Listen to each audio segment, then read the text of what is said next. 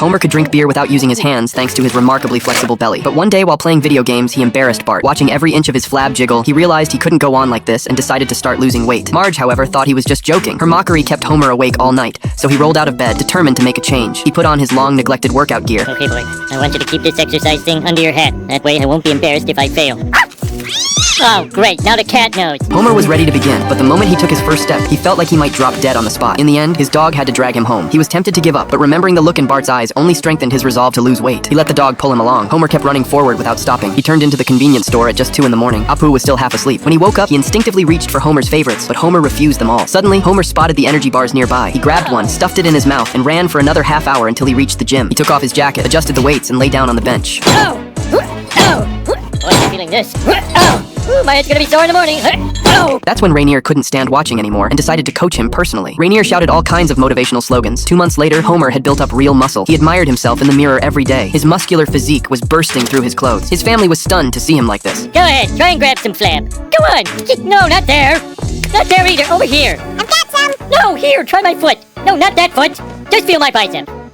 Whoa. What do you think your old man knows, son? Damn right. Now, Homer not only ate nothing but energy bars, but also criticized his family's unhealthy eating habits. Under his influence, Bart started working out too. Just then, employees from the energy bar company showed up at their door. They wanted to invite Rainier to climb Springfield's highest peak. Are you crazy? That's suicide. Bart happened to overhear this. He immediately stepped forward and recommended Homer instead. The 2 employees agreed that the contrast would be more compelling, so they approached Homer and persuaded him to climb the highest peak. No, that's it over there. Yeah, that's it.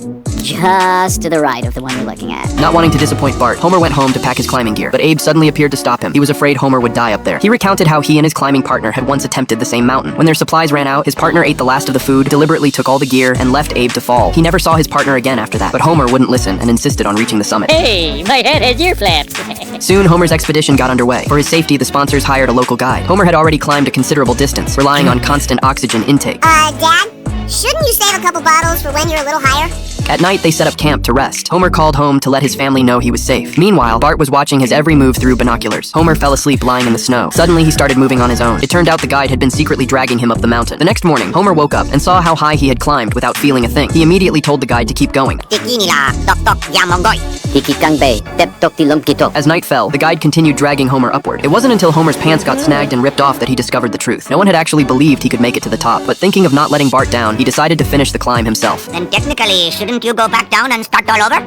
Shut up! You are so fired! Woohoo! Homer called the sponsors to inform them of this, and, ignoring their warnings, insisted on reaching the summit. Homer pushed himself to climb with all his might, but the higher he went, the thinner the air became. He grew dizzy and started hallucinating. He saw himself riding an elevator up the mountain, effortlessly floating to the peak. But in reality, he had collapsed on the snowy slope and was sliding downward. He struggled to his feet again and inched his way upward step by step. Finally, he reached a ledge. I made it all the way to... Ah, crap! It just keeps going! I give up! You beat me, mountain! The blizzard was intensifying, so Homer crawled into a cave ahead of him. He lit a kerosene lamp for light and unexpectedly discovered a corpse and a diary. The diary revealed that Abe had not only stolen the oxygen tank, but had even planned to eat his partner to survive. My dad's a disgrace, just like Bart's dad. Me! Homer pulled out a flag and planted it firmly in the rock. Suddenly, the rock beneath his feet began to shake violently. The rocks at the summit came crashing down. Hey, wait a minute. I'm on the top. I actually did it. I climbed the unclimbable mountain. Bow down before me, everyone! Down at the base of the mountain, everyone assumed Homer was gone for good. But through his binoculars, Bart saw that Homer had not only made it to the top, but was also speeding back down. He had cleverly fashioned a sled for himself and successfully reached the finish line. Hi. Oh, homie, you're alive! Where in the world did you find a sled on top of the... Ah! We're too late.